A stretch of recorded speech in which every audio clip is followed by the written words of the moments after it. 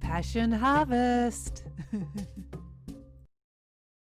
Hello, passionate listeners. Welcome to Passion Harvest. I am Louisa, your host, International Passion Ambassador. Thank you so much for being with us now. I have a bit of a fan, actually, and I'm very excited about this guest. Her name is Jamye Price. Jamye Price channels, oh my gosh, I don't know how to say this properly, Areon?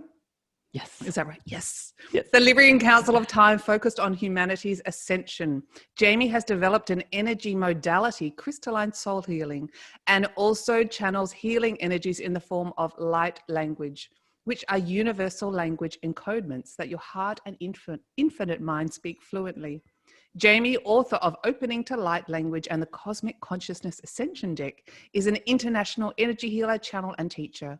Jamye also offers private sessions, classes, and products that assist with transmuting physical, emotional, mental, and spiritual blocks into wisdom, compassion, and empowerment.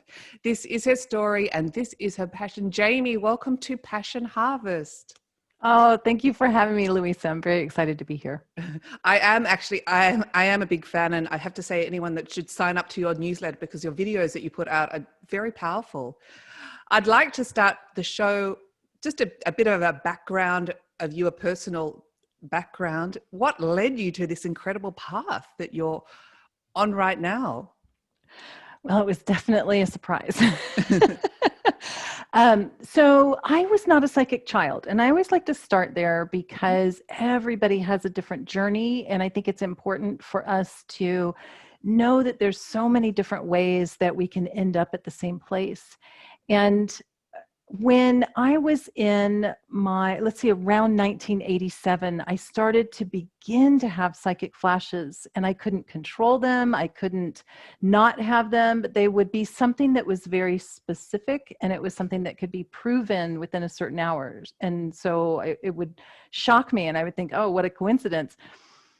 Then that started progressing, especially in the mid 90s, where they went through another big opening. And at that point, I was having experiences that I didn't really have a context for because I didn't know anything about psychic senses.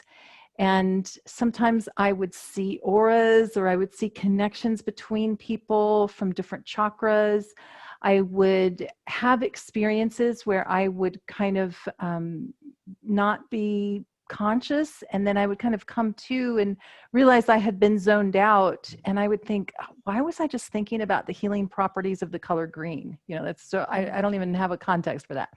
So those types of things were happening, and eventually it started to become clearer to me. I started to see ghosts and things that were experiences that were a little more a bit of a reference for me. So eventually I started having some experiences where I would not be feeling well, for instance, and then I would imagine certain things that would come up in my mind. It was just an impulse. And one day I started running my hand over my body when I wasn't feeling well, just a couple of inches above it. And I would have these times where it would get really stuck, and I couldn't move anymore. And I would see this gray energy moving into my hand, and then I would empty my hand. And a few hours later, I felt totally fine. So those types of experiences started happening. And eventually, when I was more aware that there was healing that was possible, then I just became obsessed. And that was it. I was totally obsessed. And at that point, light language was not occurring yet, but I was starting to work on friends and family, and then people that I would meet, maybe through massage therapy, because I was doing massage therapy at the time. And that's when things really started opening up more, once I started working on other people.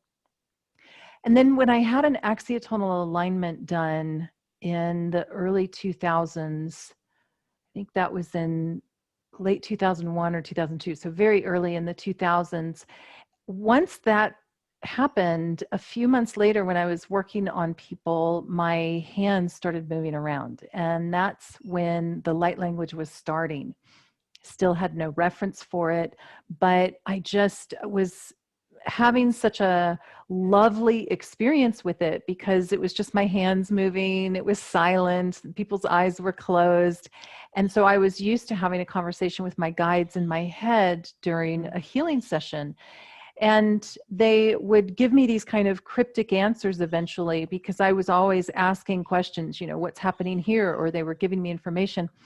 And when I asked about what was going on with my hands, they didn't say, oh, this is light language. They gave me some cryptic answers like, there are this many people on earth that do this. And then other times they would tell me what was going on with the person at the time.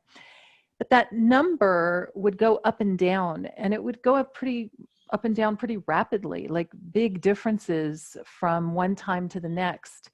And what was occurring at that time was we were going through a transformation that was opening up the light language frequencies to step outside of the context where they had been held, which was very necessary. But the expansion that was occurring was our expansion, humanity's expansion. And of course, I later came to know that that was light language, and that it's part of our ascension. Not that everyone must do light language in order to ascend, but it is something that is accessible to everyone. And that's what was opening up in me at that time. And I had no idea what was happening.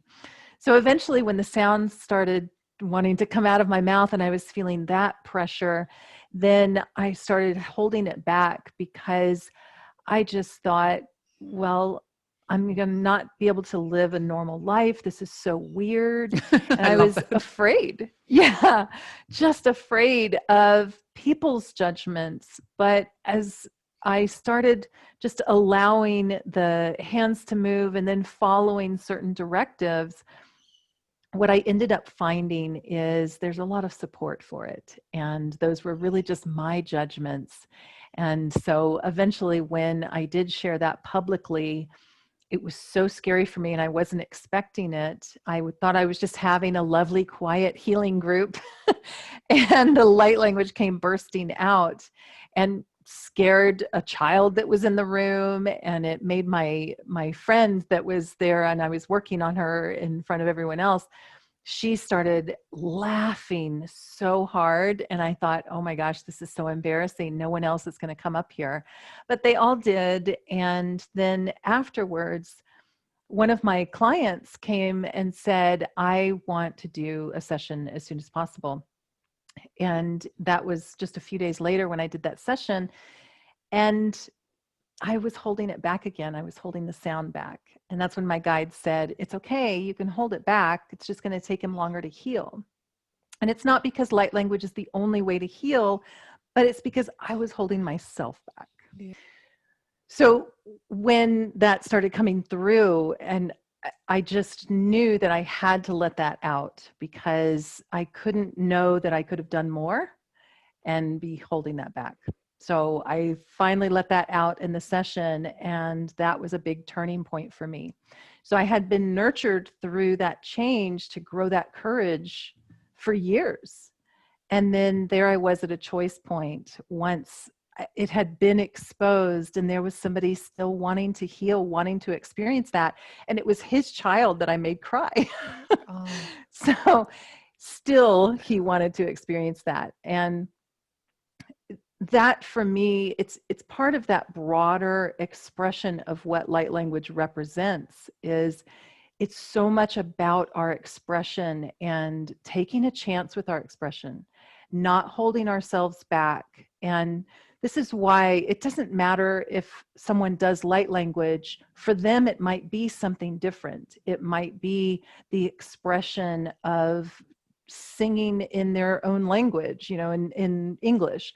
But it represents us really expressing in a nonlinear way and moving into much more comfort level with things that we might have judged for ourselves or feel that judgment from others. And that's what this whole journey has been for me, is a lot of resistance around light language, but such a powerful passion for it that I couldn't hold it back any longer. And I'm glad I did. Well, that's such a beautiful story. Thank you for sharing that. I honestly could listen to you. You've got the most beautiful voice. I could listen to it for hours and just drift off. But Oh, thank you. I really get, it's so important to surrender and trust. I mean, I was worried when I first started this show, people would think I'm weird talking to all these incredible guests.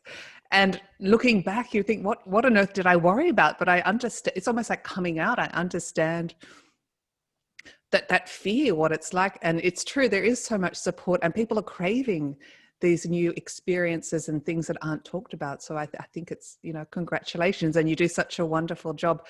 For people that don't know what is light language, what is light language? So light language is just a unique form of channeling, and we are all channels. We are all receiving vast, subtle information and channeling it into our own unique experience. So channeling could be what we would typically think of with the kind of basic definition of allowing an energy to speak through us. But that's something that we're always doing, because the higher subtle self that's still connected, it's non-linear, it's not bound by time or space, is always channeling through us. And some do that through painting, some do that by being right in the moment and connecting with another person. So it's just a unique form of channeling, and it's communication, which is why we call it light language, because language is just information. We have body language that tells us when something is deeper information that's not being spoken. And we have ways that we are perceiving the communication that is linear, the words that we understand. And that's the light aspect of it. Light is a carrier vehicle of information. And so we know that we can experience light in particle form when it's more densified and slowed down. And we can experience light in a wave form where it's moving much faster than we could perceive it, but the wave form is still there in its vastness. So light language is just vast, nonlinear language, information that is accessible to us. We receive light in a lot of different ways. We receive frequency in a lot of different ways. So light language is a unique form of channeling nonlinear information, or language that our conscious mind does not understand, but our vast, infinite aspect understands. And this is what I love about light language, because we don't understand it mentally often. Mm-hmm. Some people do. There are some languages that are translatable and some that just aren't as linear. And so they don't get translated in the same way. But we are able to receive that vast information and not get stopped by our mental perceptions. So it moves past those blocks and speaks directly to your infinite nature, helping you to transform from your own wisdom. And that's what I love about it, because as it's interacting with you, your higher self is choosing what you will release or activate, how that waveform will become more specific or particleized for you. And so as that's occurring, then as your life unfolds, that wisdom comes from you rather than, oh, I remember that, Jamie told me that. No, it's from your information. And so that's one of the really exciting things, because it helps us uncover our vastness, our infinite beingness, and our ability to connect more with our nonlinear aspect, which is a big part of our ascension.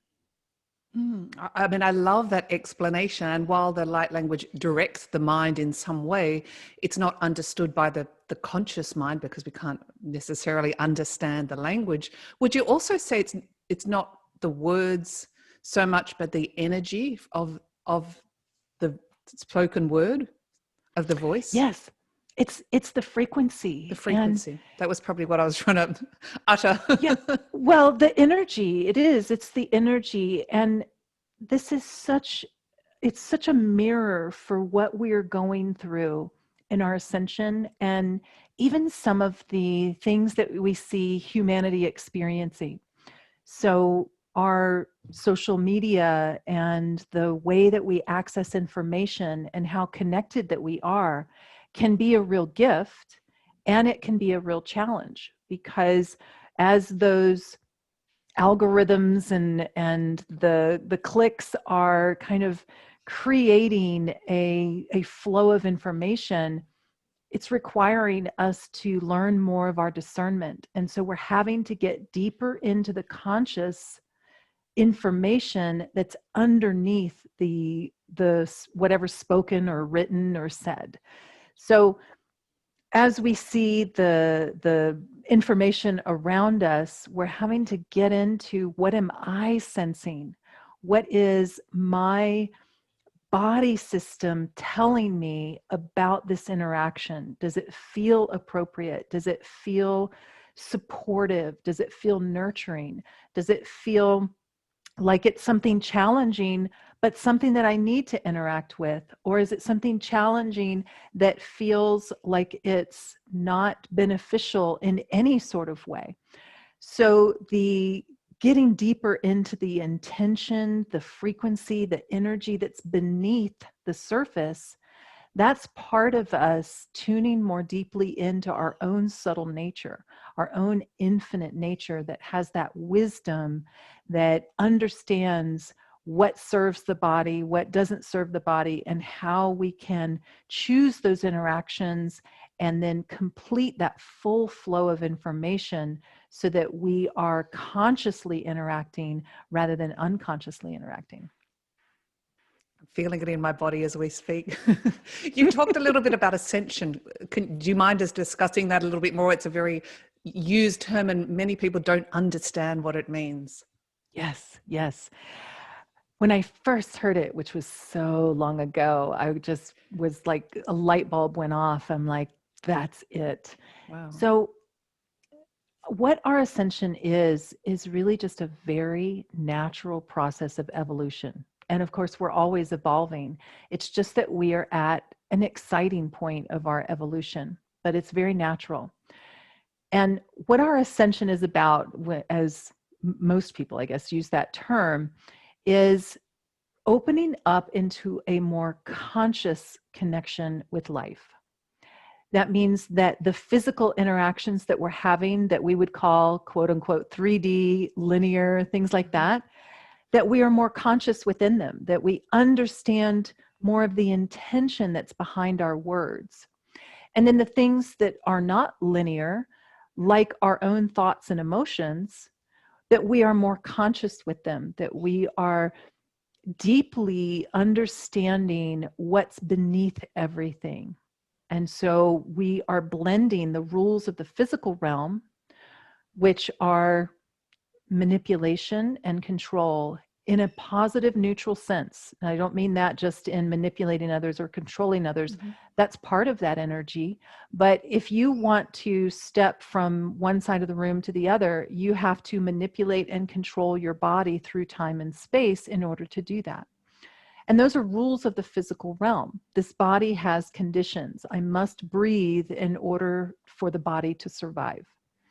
So the conditions of the physical realm, we are blending with the less conditional into layers of unconditionality with the non-physical realm. And so the thoughts and the emotions, they don't have the same kind of conditions as the physical body does. And so we have to learn, how do those subtle rules interact with the physical rules? And that's part of our ascension, that we are becoming more conscious with the subtle realm rules. I'm going to have to re-listen to that one. A very basic, where are we ascending to? Into our own consciousness. That was a great question, Louisa. Where are we ascend? Because that is the thing that I find most people will assume that there is just a physical change, like we have to go somewhere in order to ascend.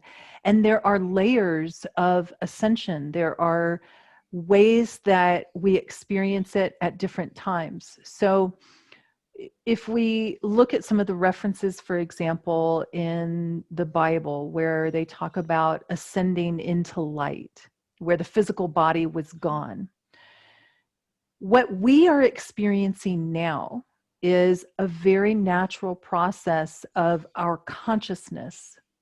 And as that consciousness evolves, then we are expanding our physical experience. So as we focus on the subtle realm, like our thoughts and emotions, our subtle bridge, and how our subtle speaks to the subtle energy around us, then we are shifting our consciousness. We are becoming much more interactive with this subtle realm of creation, this invisible field that creates the physical. And therefore, we are creating more consciously rather than just by default. And that's the thing that ascension is all about, is that we recognize our own creative nature on a very conscious level, not just in the physical, which takes the effort, and that's still valid, and we'll still be doing that. If you want to paint a picture, you have to pick up the brush and actually paint. But that we are tuning in more to our own broader nature, our own infinite wisdom. And so where we are ascending to is into more of our own consciousness. Thank you right for here in the physical that realm. was explained beautifully. Every human is at different levels of ascension or consciousness. What do you see for the future of humanity? Is it just going to continue to ascend? Yes, it's a natural process. And I've been obsessed with this before, since the early 2000s. Yeah. Well before 2012. And I remember as that was like 6 years away, and talking with friends, and they're like, whoa, it's only 6 years away. Can you believe it?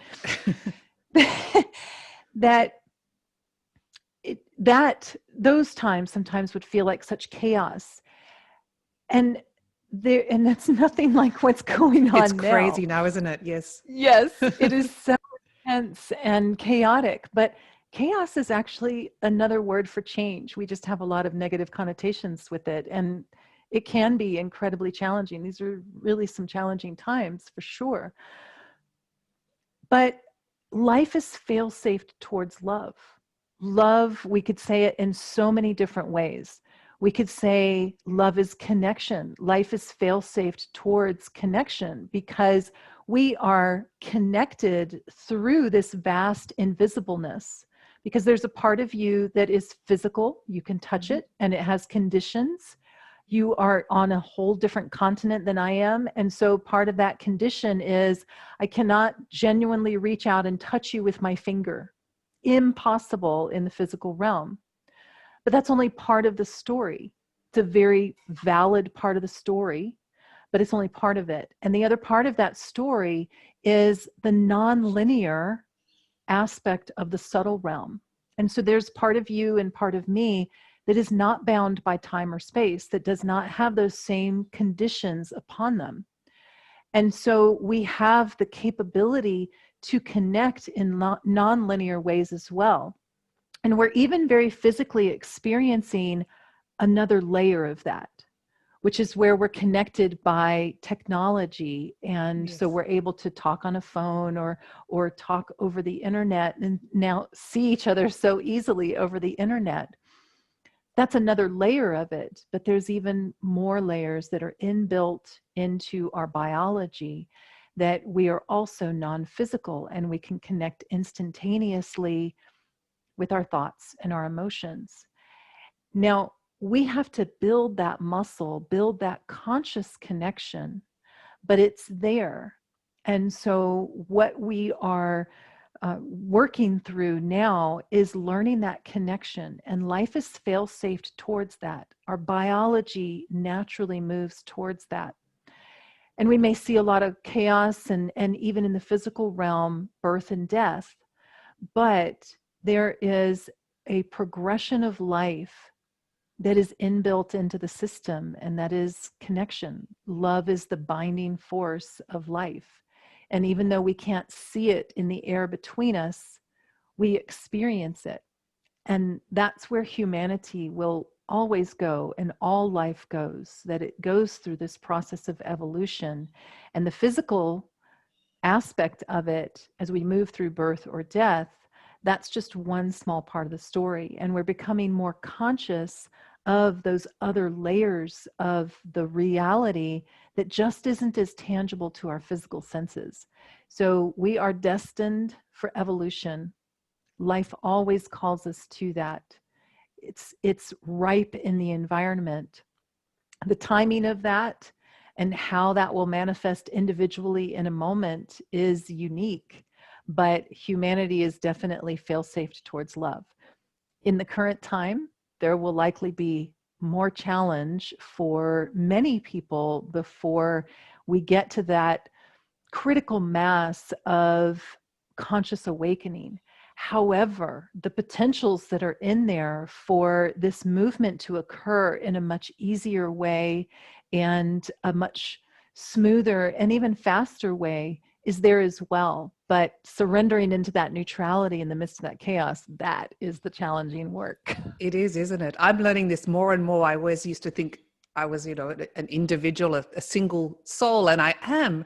But how intimately and how intricately connected we really, really are. It's undeniable. And yes, love is absolutely the key. Definitely. I'm just going to backtrack here because many people are interested in this as well. You talk about your guides or your spirit guides. Do you mind just explaining a little bit more about that? People are fascinated by guides, and everyone wants help and help from the higher realms. Right.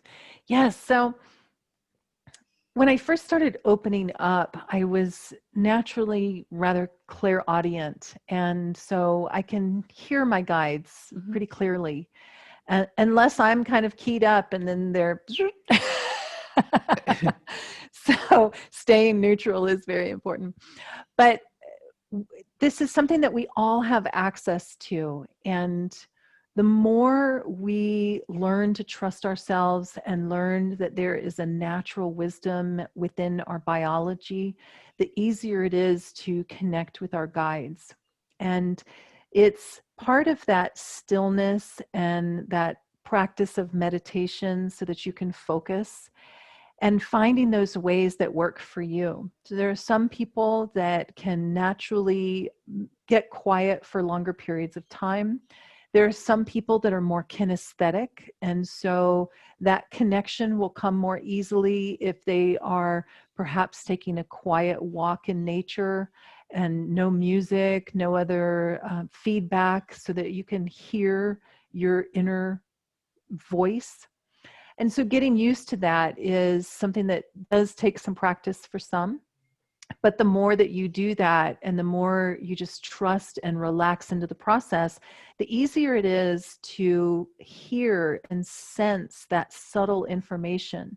Some of us feel it more physically, some see things more directly, some hear things, but we have senses that are subtle aspects of all of our physical senses. So tuning into that is helpful. And we all have multiple guides. We all have access into this web of information. It is accessible to us all.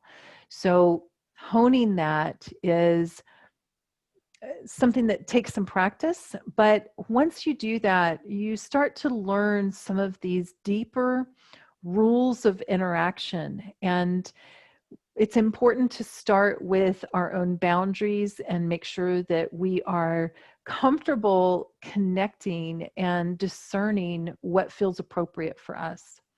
Because that whole getting used to what's good and what's bad for me is something that everybody needs to go through in order to discern their boundaries.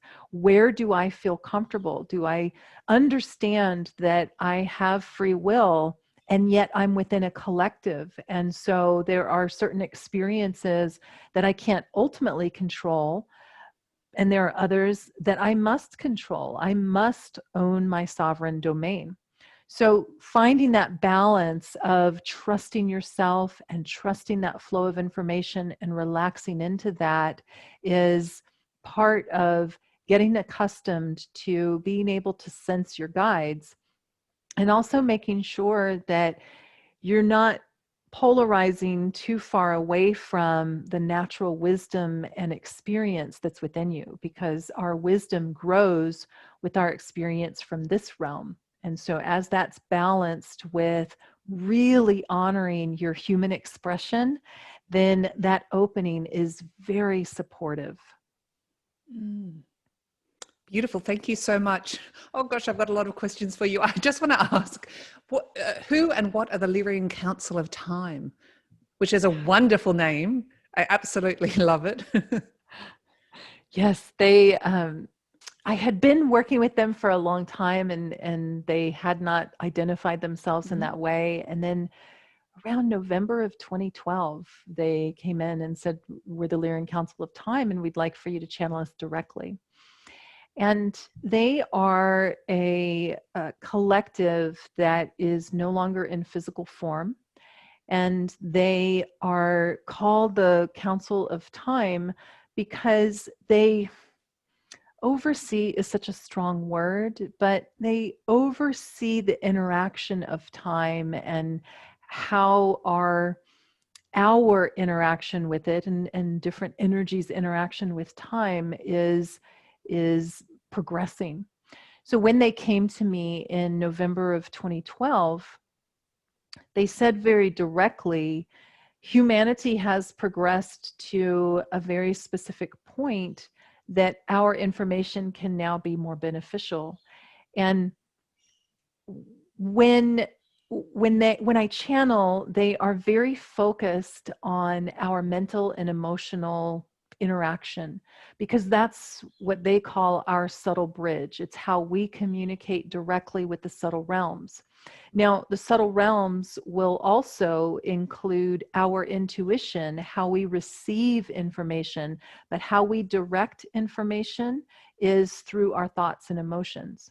And that's that bridge between our physical expression and the subtle realm. And so Areon, when they gave themselves the name Areon, because they were just the Lyran Council of Time. They didn't have the name Areon. And I wasn't asking for a different name. I didn't know they were going to do that. It was about a month of time that went by, and I could see that they were forming a name. I knew that, and I would see the letter A. And I happened to talk to a friend of mine that's very psychic, and he was telling me, oh, there's this energy that's trying to connect with you and channel through you. And I'm like, yeah, I know. Yay. I feel like they're trying to settle a name. Are you getting anything? Because we had very specific experiences where he was giving me names that were just right on. And he confirmed the same thing. He's like, no, they haven't completely formed it yet.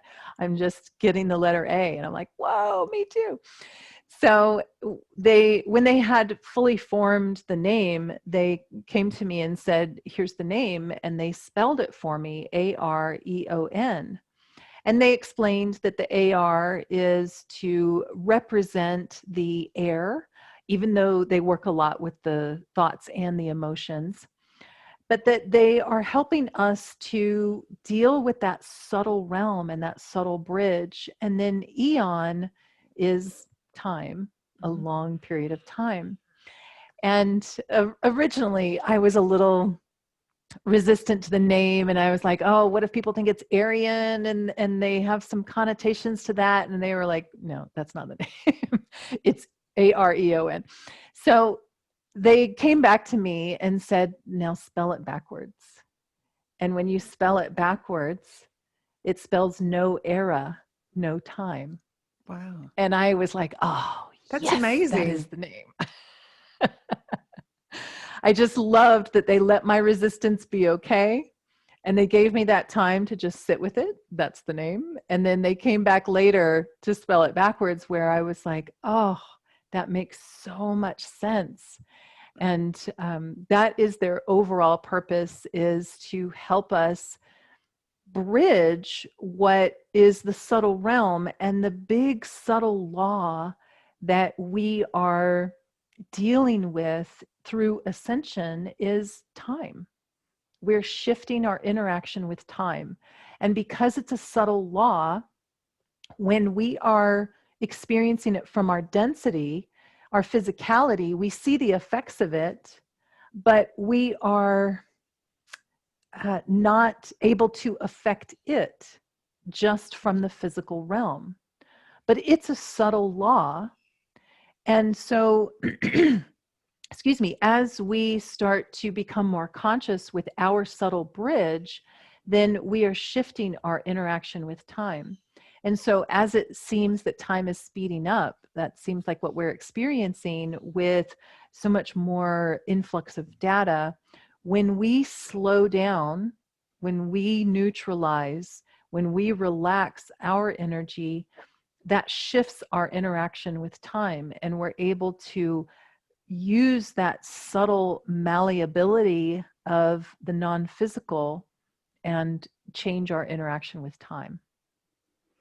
Time is such a big topic, and someone said it beautifully once, in our humanness, and you mentioned talking about balancing the humanness and the consciousness. Time, we see time as a passing of events, but is there such a thing as time? Or is there no time? Is there no beginning and no end? Right. Yes. Go ahead. Oh, well, then my next question to you is the past, present, and future already done? Right. Yes, that's Yes. such a good one. And Areon is very practical with it. They always say, don't just start with time doesn't exist. There's no time. All time is now. Don't just start there. Doesn't mean it's not true, but you have to deeply connect with the reality of what we're experiencing, and then you add in those next layers and the next layers and the next layers. Because of our density, that means we move at a certain speed. And because of that speed, things are slower. And so we experience past, present, and future. Mm-hmm. But we experience them ultimately very fast, because as soon as you can say it's the present, it's already the past. And throughout it, you were still touching the future. Right. So the way that they explain it is the past is in the present, because everything that you have experienced is within your present. It's within your presence. So it has created the present moment that you are now experiencing. And your future is pure potential. It's not yet defined. And so you also have that pure potential within you in that moment. So in that present moment, the past is there and the future potentials are there. So that's why all time is now, even though we're only experiencing in physicality one of those. And then as you recognize that those pure potentials are there within you and you deeply connect in with the present moment, that's when you're able to expand your consciousness or embody your consciousness in a way that allows you to consciously connect with a potential, with a new potential, something that you may not have been connected with if you hadn't focused on it or you hadn't brought it into your awareness. Awareness is something that they talk about all the time. It's how they start every channeling. It's precious to meet in your awareness, because your awareness, then they always explain something different about our awareness. It's what shapes our world. That's the consciousness. And when we are more conscious, we are amplifying our subtle energy. So we are amplifying our connection with the subtle realm, with the subtle laws. And time is one of those subtle laws that we are very affected by, but that as we become more conscious, we can start to affect time more easily. It's all happening now. It's such a fascinating concept of consciousness, and one we could talk about for hours, but in the concept, in the ideas of time we have for this interview, no pun intended. Light language. I know you've touched on the benefits of light language. If you wouldn't mind just detailing on the biological system, how beneficial the light language is. Yes. So because light language is so nonlinear, we hear part of it or we see part of it if it's written or signed. But that is like the tip of the iceberg. That is like the sound that comes out, even though there's a lot of information beneath that, a lot of energy beneath that. So it has a very deep effect on us physically, mentally, emotionally, spiritually. And so it can affect the physical body and create improvement within that. It can affect the thoughts and emotions and help release things that are no longer serving you. It can help to connect you or activate understanding that is within you. But there are deeper ways that we could even understand how it's affecting us. We know that our DNA is vast. There are parts of it that are for gene coding and are more physically based. And there are also aspects of it that are not physically based. There are parts that they used to call junk DNA that they don't even bother to call junk DNA anymore because they can see that it's affecting things, but they just can't easily define it yet. And that's just a matter of our limitations of our technology. So the light language very much affects our DNA. And there's many scientific theories that we call them theory because they haven't been accepted into our typical scientific model. But we have those very obvious theories that our DNA is affected by our thoughts and emotions. Just like we know now that our physical body is, we have a very physiological reaction. And that is what light language does, is it's shifting, because there's so much information, it's shifting our instruction sets or our DNA. And so how we replicate into the future moments is changed because of that. So it affects physically, mentally, emotionally, and that has an overall effect on our consciousness. And that's the exciting part to me, is we're starting to understand how vast and how malleable we are, how much capability we have that we're just now starting to unlock to new levels, to things that might not have been accepted or might not have been as available before.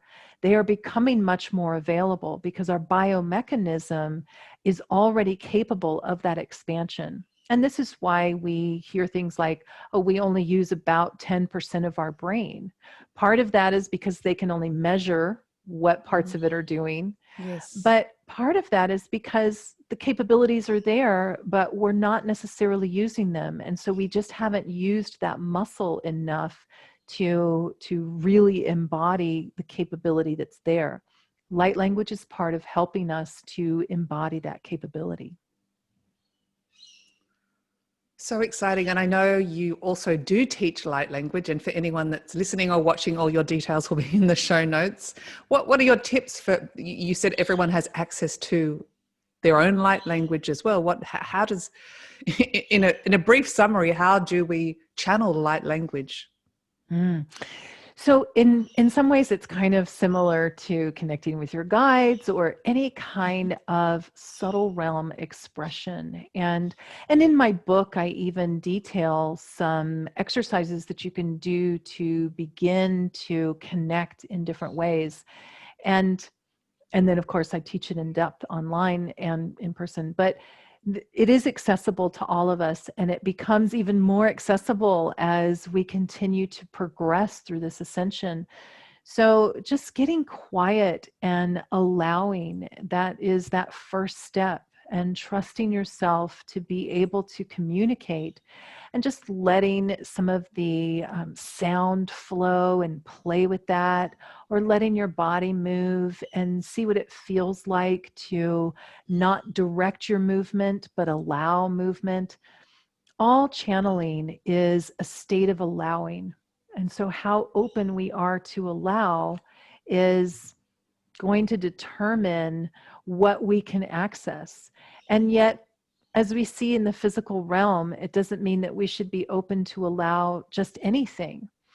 So, I always like to reinforce for people that you have a very natural mechanism of your higher self, your own resonance that is filtering what you will interact with. So sometimes taking some breaths and placing your hands on your heart and reminding yourself, I can access in safe ways for me. And then after that, just let yourself play, because that state of allowing is such an openness. And this is what we are moving into. It's even what Jesus was talking about with the wonderment of a child, and to be like a child to enter the kingdom of heaven, which is within us. That child is within us, that heaven is within us. And so that openness is part of our own joy and love that is the core of who we are. Beautiful, beautiful, beautiful. I've asked so many questions on this show, and I have a few more, but is there something you'd like to talk to the Passion Harvest audience about in particular?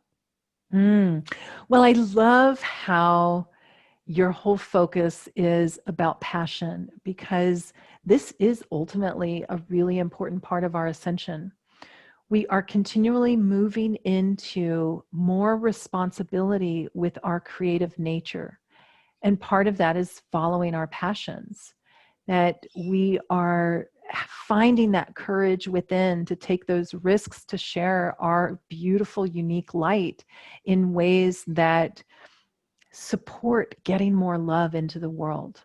And this is a big key with ascension, because when we were more physically focused, and that third density physicality, it's a valuable aspect of life. It's just not the whole story.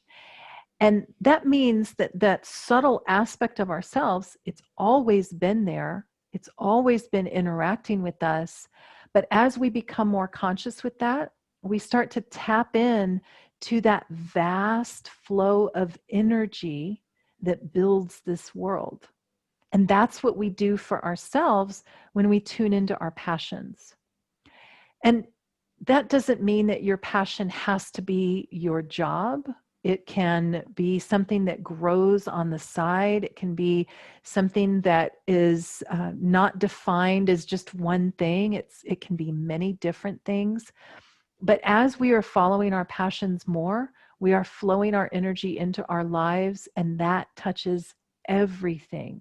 And then even the things that may seem separate from our passions or the mundane become much more connective. And I often use the example of doing taxes. That's not something that I'm like, oh, I can't wait to do my taxes this year. But because I follow my passions and I'm looking at my consciousness around everything, I never mind doing that. And I enjoy getting to meet with my tax person. And even that process is not part of my passion, but it's something that is very fulfilling and very connective, because I'm living my passions in other ways. So I just wanted to support that. What you are doing, Louisa, is so important and affecting us in so many different ways, because tuning into our passions and letting those come forth into this realm, that's when things really change. When empowered, passionate individuals are interacting with each other, that's what ripples out and changes the world, and we all become more conscious. It's exponential.